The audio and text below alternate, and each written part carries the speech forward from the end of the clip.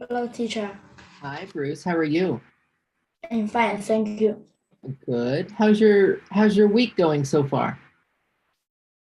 Um, I finished the puzzle with my father. Oh, good. Good. Um, and do you still have it put together or did you take it apart? I put them together. Yeah, so you still have it assembled Mm, or did you take it apart? Is it when I say assembled, I mean, is it all put together like right now? yes, it's Oh, okay. Okay. Good. Okay, nice. Um, anything else? and I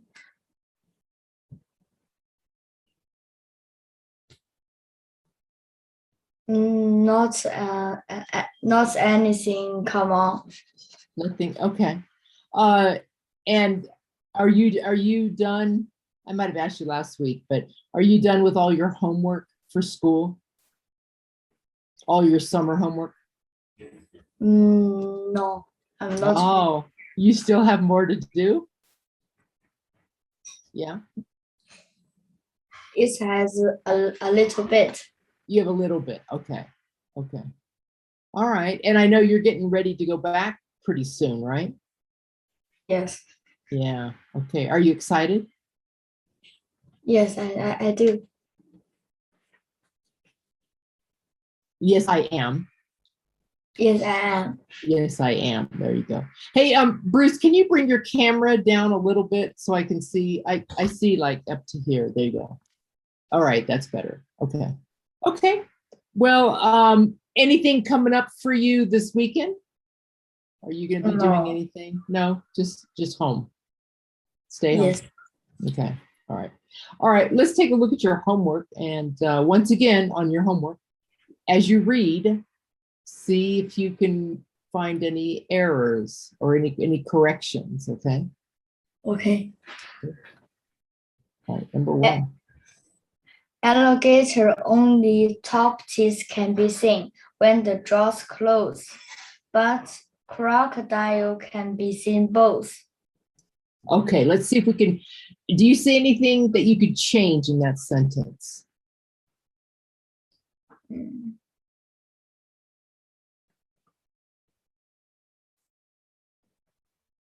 It might be a little tricky or a little hard to pick it out, but I'll kind of we can say that sentence a little better.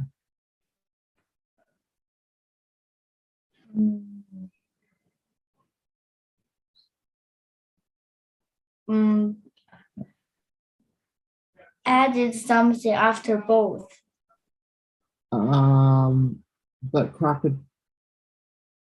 Um, yeah, you could do that. Do you know? Do you have any suggestions?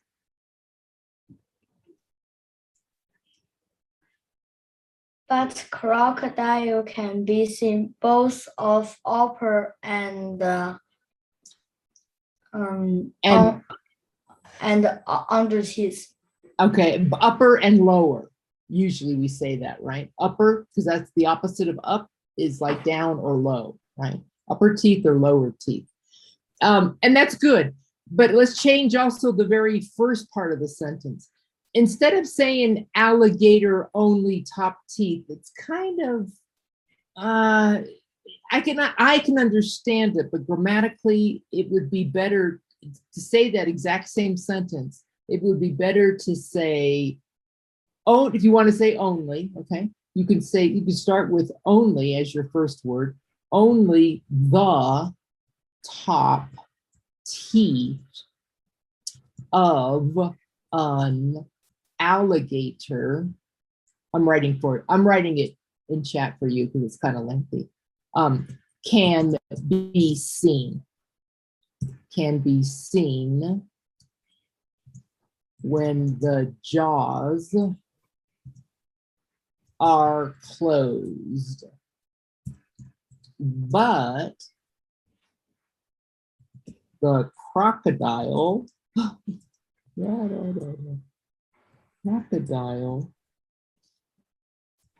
teeth. And you could say, both upper and lower can be seen when it's closed. Okay, but the crocodile's teeth. It's kind of a long sentence. Both the upper and lower teeth can be seen when closed. Something like that. So it's kind of long, but you can make that into 2 sentences if you want. Only the top teeth of an alligator can be seen when the jaws are closed, period. The crocodile's teeth, both the upper and lower teeth, can be seen when closed. Okay. Good job, though, with your sentence of tackling that one. Okay. Okay. All right. Number 2. The color of the skin are different. Okay, the colors of their skin are different. Okay, good. Number 3. Alligators lays 45 eggs. Crocodiles lays 50 eggs. The alligator lays or alligators lay? Which one? Alligator lays. Actually, and that's okay. Alligator lay. Yeah. If you were to say it like that, you would say the alligator lays 45 eggs. Okay. You would put the article for a singular. But if you wanted to make it plural, you could say alligators lay 45 eggs and crocodiles lay 50 eggs. If you're going to make it singular, either crocodile or alligator, put the article first, the. Okay. Number 4. Alligator's nest is made of leaves and grasses. Crocodile's nest is made of sand. Okay. And once again, there too, you could put the article. Try to get used to doing sometimes that, like putting the alligator's nest is made of, because we're just talking about the alligator. Okay. All right, number 5. Same thing there. There you go. The alligators. The alligator's mouth is round. The crocodile's is sharp. Is sharp. Okay. And then the last part. I like the crocodile because its ability to reproduce is better than alligator. Than the alligator. No. Than the alligator. And then also, Bruce, on that one, don't make that 2 separate sentences. Because remember, this is might be kind of hard to remember, but when you start a sentence with because, okay, that's kind of a weak sentence. It's called a dependent clause, okay? And it needs something else to make it complete. So you can keep your sentence like that, but make it one sentence. I like the crocodile because its ability to reproduce is better than the alligator. Okay, so no period after crocodile. Any questions? No, thank you, teacher. All right, good job, though. Let's.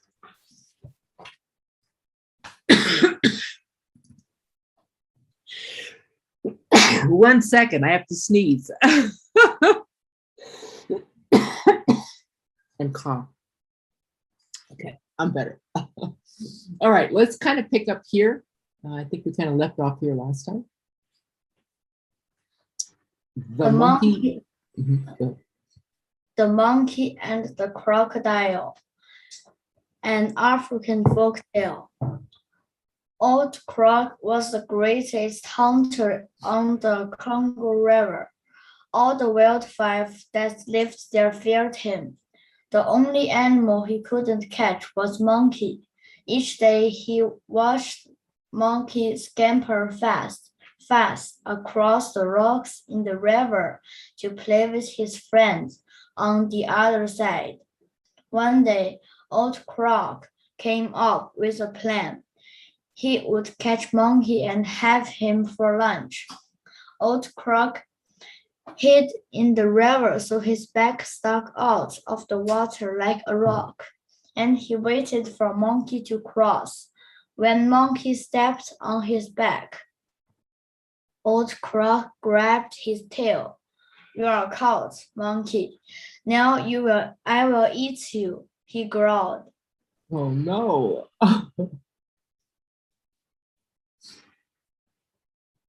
Monkey, who has the clever as Who well who was clever as well as nimble, said, "Oh, then it is too bad you can't climb the tamarind tree. It is a requirement that you must have a monkey with tamarind fruit. Otherwise, I am poisonous to eat." Old Croc frowned. He was very hungry, but he didn't want to eat a poisonous monkey.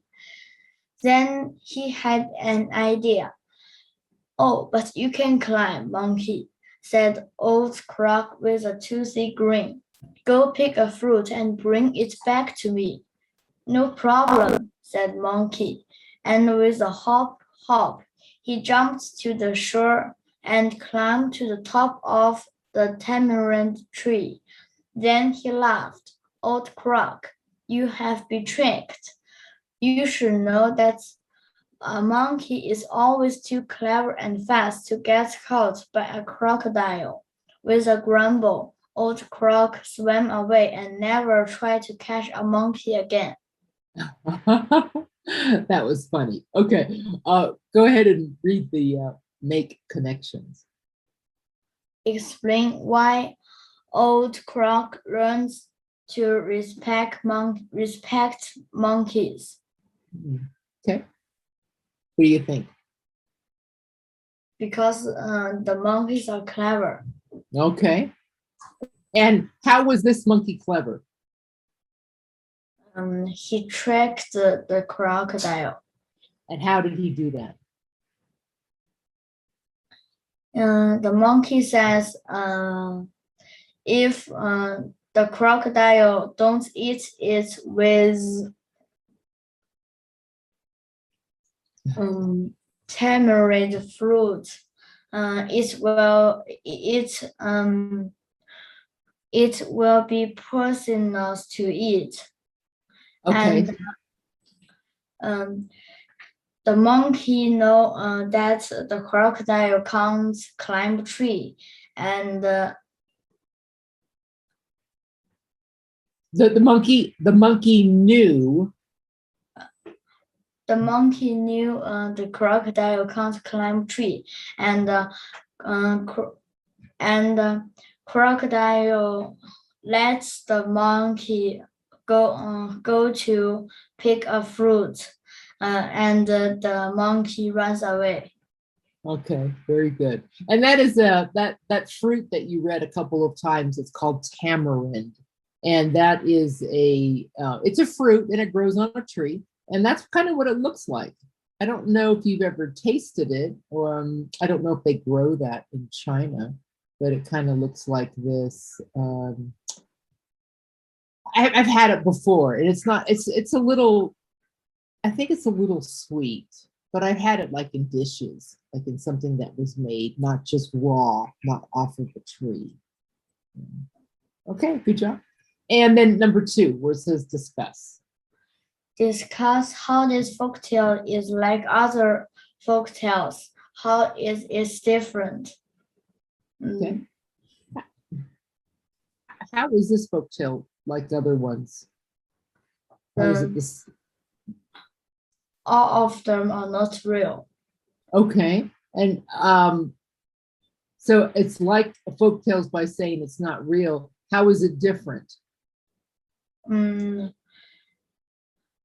Every folktales character were different. Okay, so they usually have different types of characters. They're not all the same. Okay, the next few pages we're going to be taking a look at poetry. Okay, and this will be kind of fun too. But what I want you to do here before we even read anything is take a look at that picture, just the picture, no reading. And I want you to describe that picture to me. It has a very long snake. Okay, it has a very long snake. And describe what the snake is doing. There's a lot more going on in that picture. What I'm trying to do here, Bruce, is to get you to speak as much as you can, using as many words as you can to describe that picture. Okay? Tell me what you see. The snake's tail is shaking a chair, and a girl was standing on it, and the other children are runs away, and this snake is maybe want to eat a man. Okay. A correction with the run. You said the other children are run away. Remember, if the action is happening now,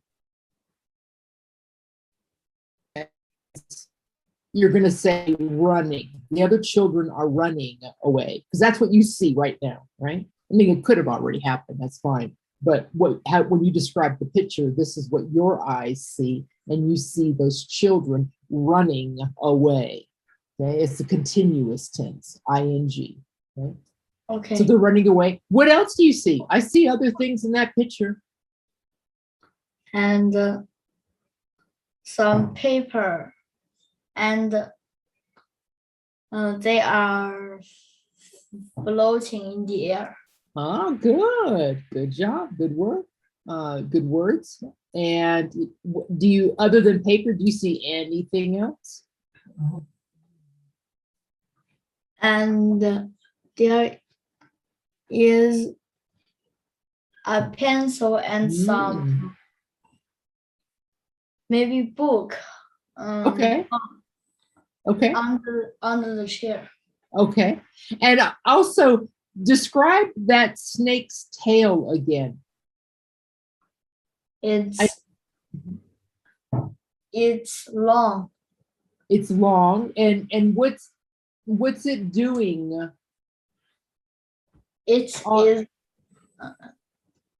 is shaking a chair. How is it shaking a chair?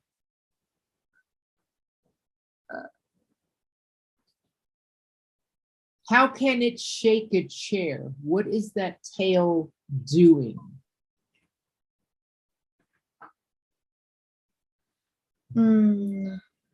Make it around and around on the chair.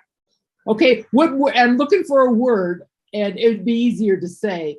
I'm looking for the word wrapped. Okay, so if I had, I'll just use my cord. It'll be kind of like the same thing. If I have a, let's pretend this is the snake's tail. Okay, let's pretend this cord is the snake's tail. And if I have my finger, let's pretend that's the chair, okay, the post in the chair. And I have this cord doing this. What is that? It is. What word is that? What word am I looking for? It is and I'll tell you if you don't remember. I don't remember. It's wrapped. It's wrapped around the chair, right? Or it's coiled around the chair, meaning wrapped around, going around and around. So the snake's tail is wrapped around the chair, causing it to shake. Okay. Okay. Yeah. Okay, good job. I think this is really good because when you see pictures, believe it or not, because they're so, we see them, it's visual. And that just prompts your brain to start putting a lot of words out there. Okay. It's not just, someone standing on a chair. You can use a lot of adjectives to describe what is happening in that picture. Also, and you said the children are running. The little girl that's looking at you, looking at us, can you describe her? Mm, And just look at the little girl. If you just focus on one, how would you describe her? she is afraid How do you know that? because her mouth are opened up. Okay, her mouth is open. Okay, I'm gonna do this. My mouth is open. What else? And her eyes are being very big. Okay, her eyes are wide. Her eyes are opened wide.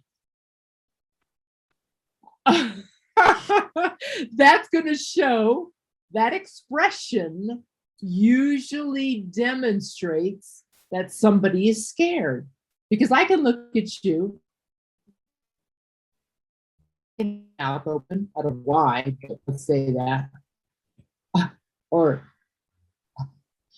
And I'm not afraid. But if I gave you a look like mouth open, eyes wide open, I mean, that would look like I was afraid, right? Okay, all right, good job. Okay, now let's go. Now we'll read the poem about it, but I just wanted to describe the picture. Go ahead and read the title of this one. Ollie's escape. Okay. Ollie escaped in the classroom, and that was an awful mistake. It would have been folly to try and catch Ollie, since Ollie's 7-foot snake. Since Ollie's a 7-foot snake, he wiggled his way toward the teacher, who jumped on her desk with a scream. Faster and faster, he squiggled right past her. Old Ollie was picking up a steam. The rest of us ran for the closet as Ollie slid right out the door. We heard a loud squall, and he entered the hall. He is a difficult snake to ignore. Ignore. He slithered his way to the office as the teacher jumps out of his way. But Principal Polly is the Principal Pool. Principal Pool is the boss of the school. We wondered just what he would say. Okay. Okay, I'll let you finish. Go ahead. It didn't take long for an answer. In fact, he decided to scoot. He burst through the door with a terrified roar, and a 7-foot snake in pursuit. Okay. Ollie the snake was excited, and we, of course, thought it was fun to see teachers hiding while Ollie was sliding, and the principal Paul on the run. They ordered us out of the building, and somebody called the police. There were doctors and vets and men with big nets to make sure the problem was would cease. But Ollie at last was exhausted. Exhausted. He snaked his way back to his den. When he searched all around, he finally found. He was finally found. He was finally found, curled up asleep in his pen. Okay. All right. Now let's take a look. We're going to start at the beginning again, not total beginning. What I want you to do is we're going to go through a couple of these. I think there's some vocabulary words that you may not be clear on what they mean. Okay. What is, it would have been folly, F-O-L-Y, to try and catch Ollie. What do you think that means, folly?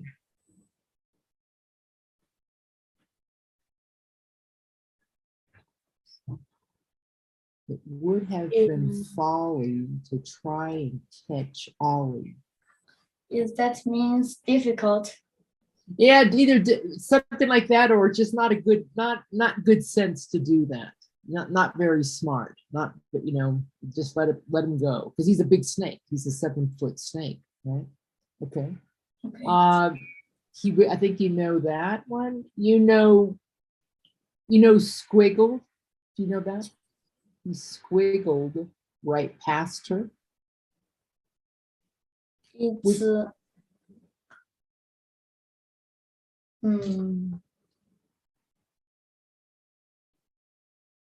like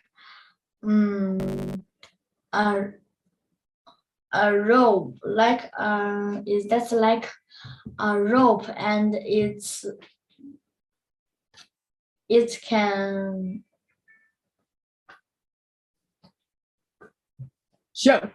Yeah, or I'm gonna say, show me with your arm. Show me, give me a gesture. What does that mean? like this.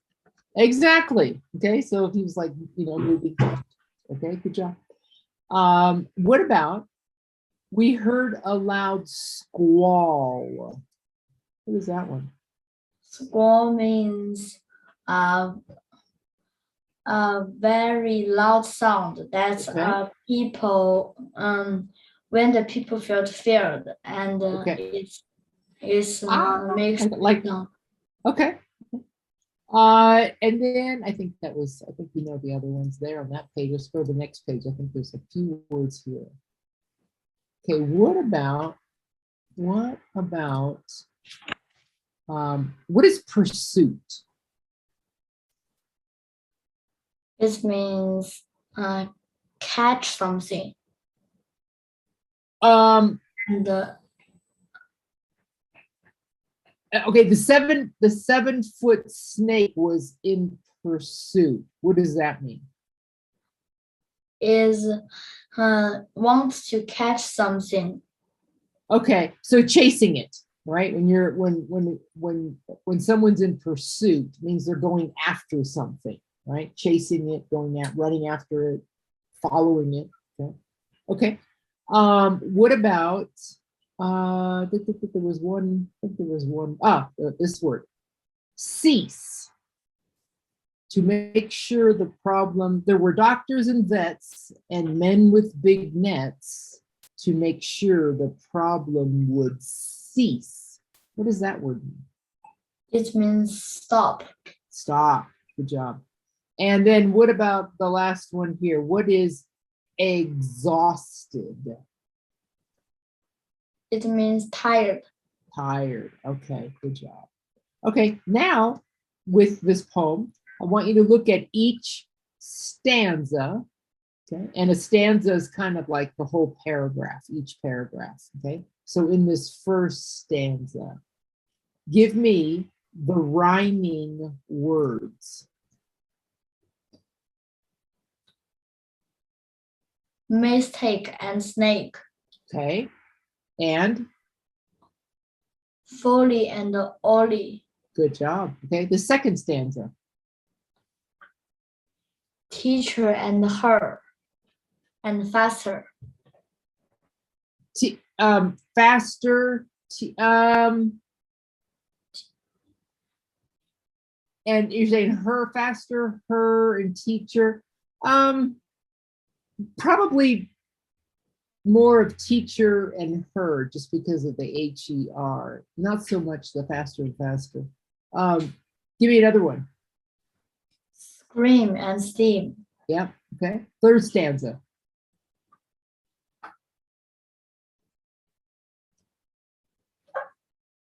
Door and ignore. Ignore.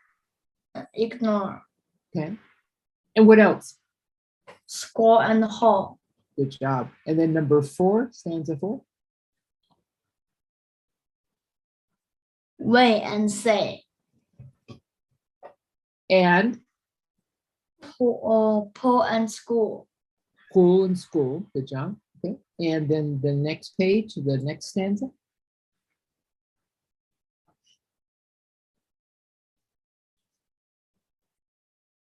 Answer and roar. Say those 2 words. Tell me if those rhyme.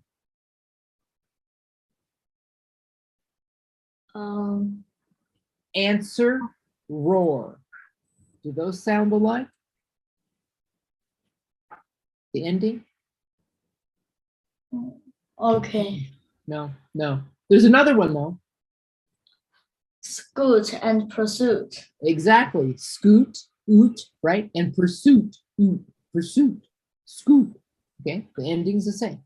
Okay, the next stanza. Fun and run. And Hiding and sledding. hiding and sliding. Hiding, sliding. Okay, ing. Okay, next one. Police and cheese.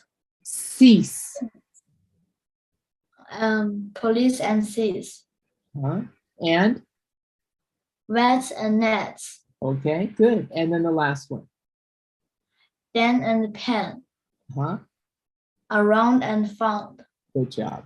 Okay, now let's go ahead and take the questions. Respond to reading. Go ahead and read that where it says summarize.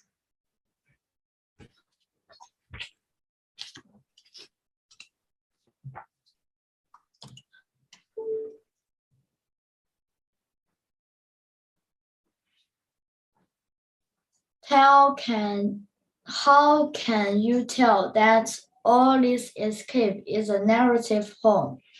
Okay. Teacher, what is a narrative poem? Okay, I think we kind of talked about these before with poems. We have narrative and we have expository, things like explain. And what is a narrative? What does that mean?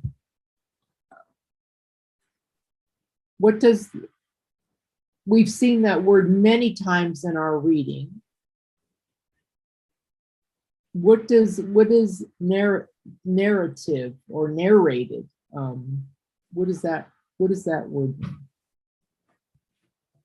mean? Yeah. I forget it. You'd forget that. Okay. It's usually when somebody narrates something, they're talking about it. They're telling you this. It's like in plays. We have narrators that describe each scene. Okay. And so this narrative poem was the same thing. It's taking this whole poem of a snake, right? And it's talking about it, and it's keeping things like in sequence, and it's telling all of its actions and what it's doing from the beginning to the end. Okay. So it's kind of okay. All right, and then how about number 2? Well, let's skip number 2 because you've already picked out, I think, all of the rhyming words in each stanza of the poem. Okay. Okay. Let's take a look at, that's a good one, number 3. Look at the last line of the second stanza.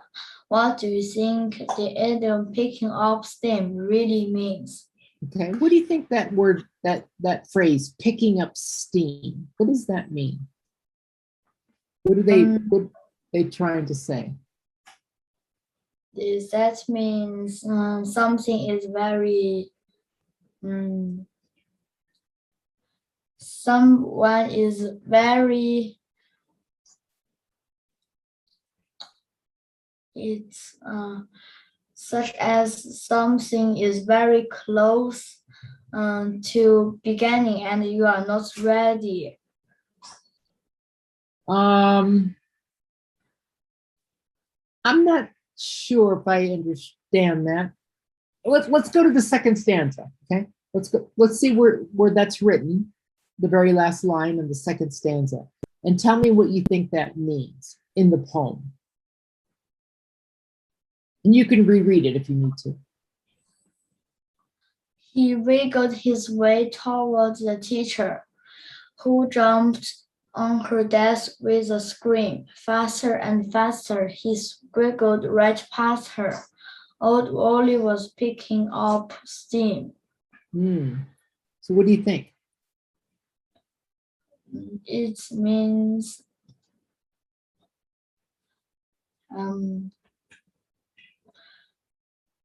felt hot and such as you felt hot and there was some water will slips down from your face. Okay, I see what you're saying. You're trying to remember, this is an idiom, what they talked about in the question. We're using this as an idiom, which means it doesn't really mean what the word means. I know you're to steam as you said, hot and moisture, wet, because that's what we think of steam, right? The offset of when something's getting really hot, like boiling water. But this is not a literal meaning. It's an idiom, is more like figuratively what it's resembling. In this context, picking up steam means I'm gaining. I'm getting faster and faster. I'm not running out of steam. If I was running out of steam, I'm just too tired. I don't have any more steam left. I'm exhausted. But if I'm picking up steam, I'm going really fast. I'm gonna catch him. In this context, we're talking about the snake, right? So when old Ollie is picking up steam, it means he's getting faster, he's getting quicker, he's about ready to catch someone. Okay, picking up steam, more energy, more quickness, more pace, faster. Okay, number 4. Reread the poem. Write about how the characters in the poem feel about Ollie's escape. Compare your point of view about snakes with the characters. Okay, now I'm going to have you do this one because it's about writing. I'm going to have you do this one as homework. So I want you to look at number 4 and put that down as homework. Okay, so number 4 on page 549.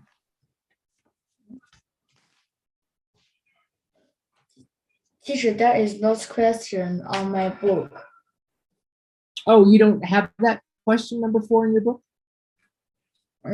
It even have no any question. Oh, it doesn't have it. Okay, well, go ahead and write that question down then, or take a picture of it or something like that, if that's quicker on your phone. Okay.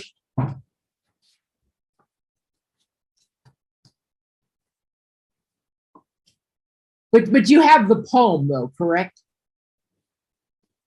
Yes, I have the poem. You have the poem, okay. So you can have it as reference. So you're going to write about how the characters, how they feel about Ollie's escape, and then you're going to compare your point of view about how you feel about that, about snakes with the characters.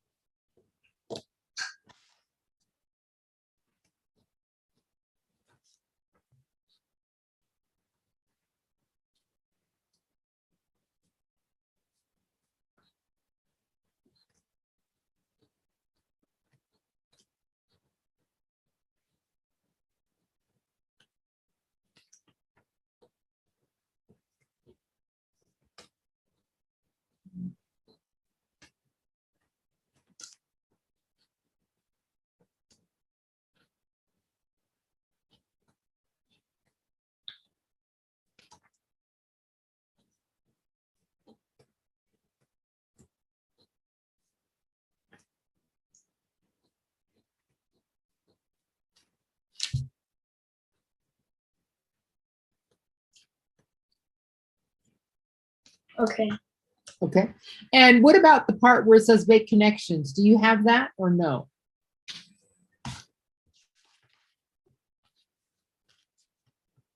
Yes, I have that. Okay. Then on that also, that would be homework, right, on those two. Number one, what did the poet, meaning the person that wrote the poem, what did the poet do to make you laugh? And then number two, what other kinds of things make people laugh? Okay, so questions 1 and 2 on make connections.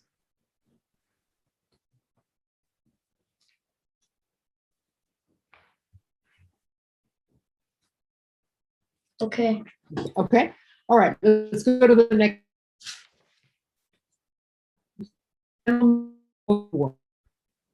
It's a humorous. What does humorous mean?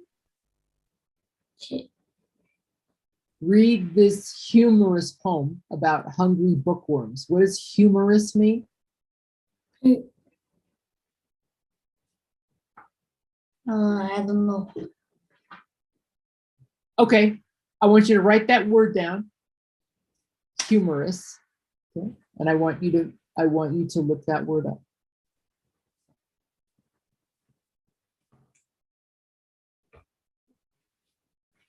Okay. All right. All right, now go ahead and read the gentleman bookworm. The gentleman bookworm. There once has a gentleman bookworm ate his words with a fork and a spoon. When friends crowd down from Book and Town, he offers them good night moon. He feds them the wind in the willows and the page out of Charlotte's web. Charlotte's Web. Charlotte's web. They were eating Bizarre, where the wind things are. Where the wild things are. Where the wild things are. When one of the guest worms said, how sinfully rich and delicious. Why should everyone bother to cook? You've done it, dear boy. Now sit down and enjoy a bite of this pottery book. Having dined on the table of contents, a worm, wiggling up to the host, said, when do we eat? Bon appetit. Appetit. Bon appetit. Bon appetit, cried the gentleman bookworm. A toast. Here's a bowl of my favorite verses and a dish of ridiculous rhyme.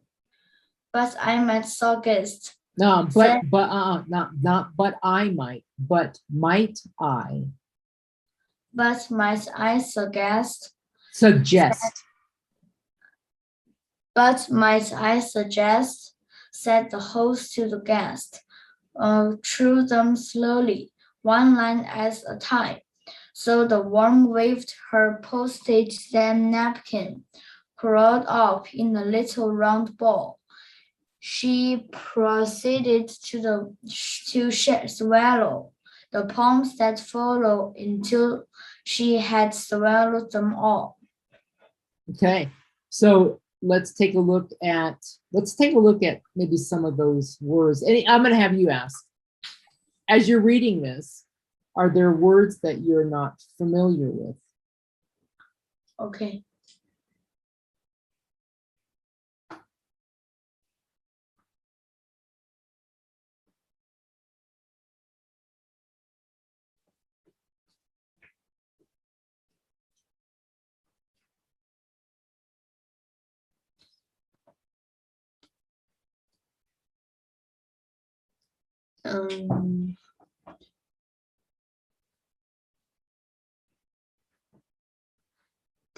DINED.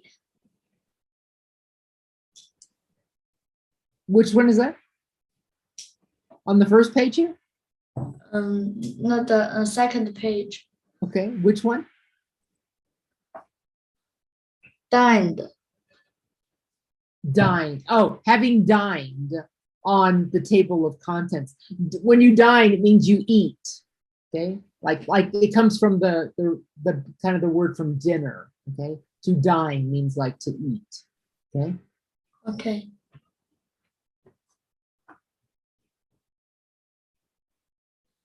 Teacher, what is bon appetit? It's bon appetit, and that is French. Okay, and it's kind of a salutation that people do when they're about to eat. Okay, so if everybody is sitting around the table and all your food is in front of you, the host, the person party or their it's their home and they invited you to dinner. They're the host, right? Or hostess. And they say, okay, everybody, there's all the food. Bon appetit. That means get ready to eat, enjoy. Okay, just like it's like a salutation, the beginning of a meal. Okay.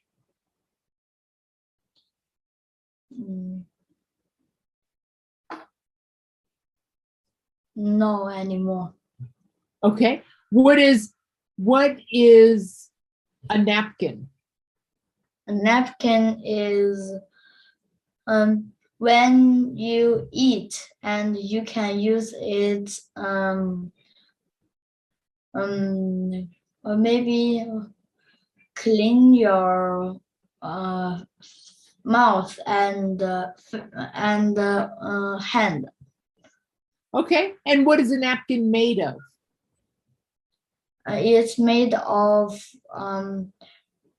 paper or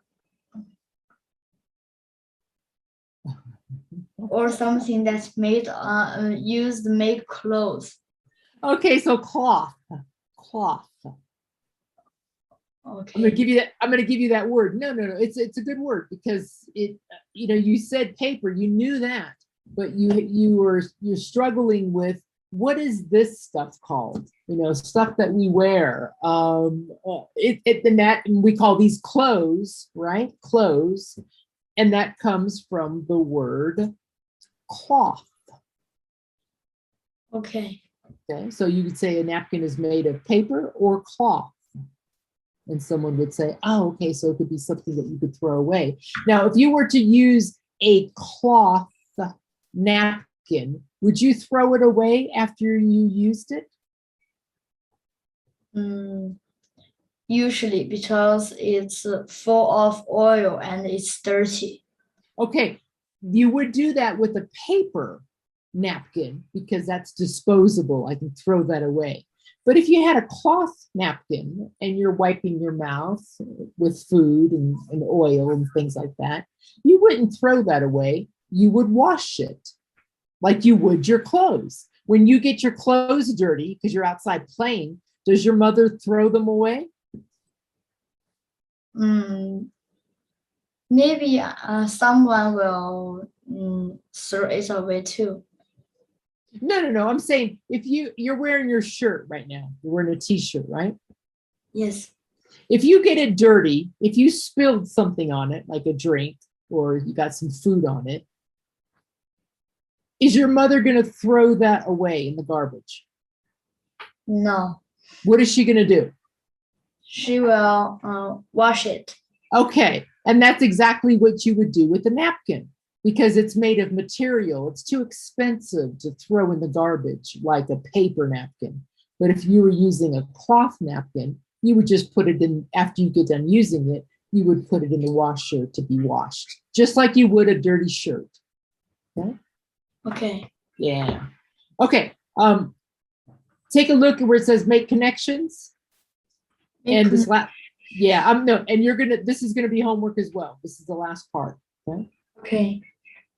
So on page 551, I know I'm kind of giving you a lot, but I wanted us to finish this so we can start our next book next week. Okay, so on page 551, go ahead and answer those two questions. Why is this poem like The Gentleman Bookworm? Good entertainment. So that's the first one.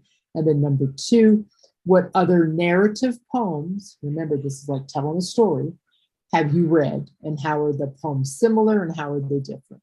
So answer both of those. Okay. Okay.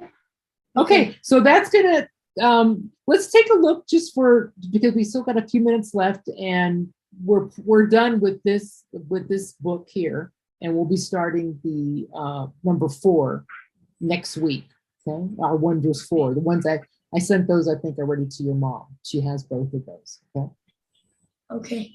Okay, so let's take a look here real quick where it says glossary, and go ahead and read that. Glossary. This glossary can help you find the meanings of words in this book that you may don't know.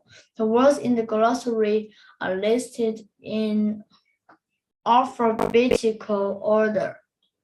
Okay, so that just kind of tells you about a glossary. That's what we use one for. And we have something here that says guide words. Go ahead and read that. Guide words. Guide words at the top of each page tell you the first and last words on the page. Okay, so as you can see on this page, the first word that we see is anticipation, meaning like we're waiting for something, right? And the second word you see is barbecue.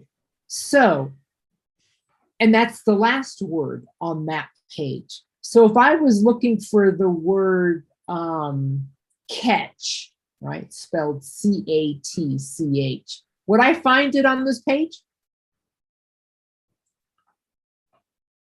If I was looking for the word catch, would I find it on this page? No.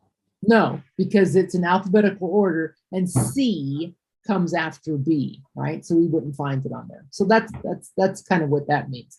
And then take a look where it says sample entry and go ahead and read that. Sample entry. Each word is divided into syllables. Syllables. Syllables. The way to pronounce the word is given next. You can understand the pronunciation with spelling by using the pronunciation. Pronunciation.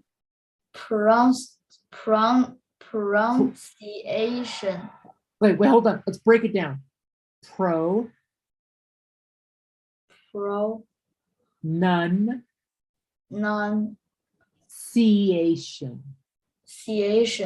Okay, now all together. Pronunciation. Perfect. Good job. That's how you do it. That's when I say break it down, and you did it. A good job. That means we take it piece by piece. Because many times, if you don't have the sounds down and you look at a word, it can be very confusing if it's a very long word. But if you break it down and read it slowly, piece by piece, you can usually get the word in whole. Okay. So here's taking a look at, we take a look at the sample entry, what it says here, and we're taking a look at the word ambulance. And we're kind of breaking this down, right? The main entry and the syllable division. Ambulance. How many syllables are in that word? It's 3. It's 3, right? And then we see in here, this is kind of using the IPA chart of the sounds of how you pronounce that. The AM is pronounced am, right? And this B, and it looks like a Y and an upside down E. That's bew, okay? And then this is pronounced lance, right? Ambulance, lance. Okay, and then of course we know the definition because that's what that's usually followed after the word, and then usually it will also give you the part of speech, and we know this is a noun. An ambulance is a noun. It's a vehicle, right? So that usually falls in as either a person, place, or a thing, and that would be a thing, right? It's not a person, it's not a place, but it is a thing, just like a car or a bus or a train, right? Those are all nouns. Okay, and then usually we'll give you a sentence of how to use that word ambulance in a sentence if you still weren't sure. You have the word, you have the pronunciation of it, and then it gives you the definition. But what does that mean? What does ambulance mean? And the definition is a special vehicle that is used to carry sick or injured people to a hospital. Okay, I think I know what that means, but use it in a sentence so I really understand it. My neighbor once called an ambulance to take him to the hospital, and then you probably would understand it. Okay? Okay. All right, so that's like a glossary. And this is actually a really good for, do you have this in your book as well? Mm. Yes, I do. 53? Yes. Okay, remember we were talking about in the area here where it says pronunciation and it's broken down. This is actually this part here, the phonetic spelling. Okay, I don't expect you to memorize it. Honestly, I really don't memorize it. I just know the words. I know it. I know how all these words sound. So I don't memorize all the phonetic spellings of what exact sound they make because I was raised with this. But if you wanted to know how each of those letters should sound, this is really good practice for you. You probably would be familiar with most of these words here. So if you really wanted to know what this short A sound sounded like, you would hear it in these words. And when you said these words like at, bad, plaid, laugh, now we know that that A sounds like an a, because we can see that in those words. We know how those should sound. Okay. And when we have the second one, the second A, when you see, I'll just give you this last thing and I'll stop. When you see the bar over a vowel, A, E, I, O, or U, that is going to be a long sounding sound like A. And then this is just E. And this one is just I. And this one is just O. And then of course the last one, this one is U. Those are your long sounding vowels. And those are the easiest because they sound the way the letter looks. A, E, I, O, U. It's the short sounding vowels that are more tricky. Okay, but this is a really, really good reference of pronunciation of every single letter in the US, in the alphabet, English alphabet, okay? All right, any last minute questions? We'll stop here. No, thank you, teacher. No, you understand your homework, yes? Yes. Okay, and so for next week, after we review homework, we'll take a look at number 4, the Wonders 4, and we'll probably start with, you have 2 books, and we're going to work out of both of them.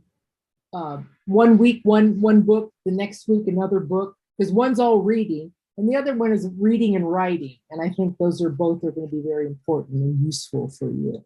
So we'll probably start with the first one. I want to say the reading and writing one. Not the anthology one, the other one. Okay? Okay. Okay. Anyway, with that, hey, Bruce, get your homework done and have a great week. Have some fun, and I will see you next week. Okay? Okay. All right. Have a good one. Good job today. Goodbye, teacher. Bye, Bruce.